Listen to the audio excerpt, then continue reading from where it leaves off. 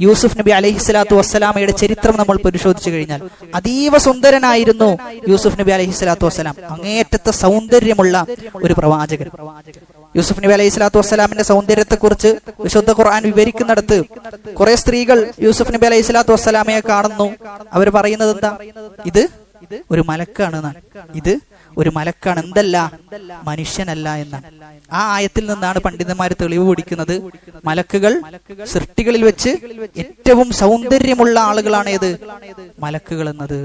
അപ്പൊ യൂസുഫ് നബി അലൈഹി സ്വലാത്തു വസ്സലാം അത്രയും സൗന്ദര്യമുള്ള ആളാണ്. എന്നിട്ടും ഒരുപാട് വർഷം ജയിലിൽ കഴിയേണ്ടി വരുന്നു. എന്നാൽ ജയിലിൽ നിന്ന് മോചിതനാകുന്ന ഒരവസ്ഥ ഒരു കാലം യൂസുഫ് നബി അലൈഹി സ്വലാത്തു വസ്സലാമൊക്കെ വരുന്നുണ്ട്. എന്തുകൊണ്ടാണ് അദ്ദേഹം ജയിലിൽ നിന്ന് മോചിതനായത്? അദ്ദേഹത്തിന്റെ ഭംഗി കൊണ്ടാണോ? അദ്ദേഹത്തിന് ഒരുപാട് സൗന്ദര്യമുണ്ട്, അതുകൊണ്ട് എന്താ ജയിലിൽ നിന്ന് മോചിതനായിക്കോ എന്നാണ് അവിടുത്തെ രാജാവ് പറഞ്ഞത്? ഒരിക്കലല്ല.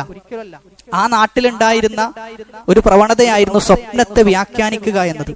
എന്നാൽ വളരെ കൃത്യമായി രാജാവ് കണ്ട സ്വപ്നത്തെ വ്യാഖ്യാനിക്കുകയും അതിനുള്ള പരിഹാരം പറഞ്ഞു കൊടുക്കുകയുമാണ് യൂസുഫ് നബി അലൈഹി സ്വലാത്തു വസ്സലാം ചെയ്തത്. അതുകൊണ്ട് അദ്ദേഹത്തെ ജയിലിൽ നിന്ന് മോചിതനാക്കി ആ ഭരണത്തിൽ ഒരു പ്രധാനപ്പെട്ട ജോലി അദ്ദേഹത്തെ ഏൽപ്പിക്കുന്നതായി നമുക്ക് കാണുവാൻ സാധിക്കും.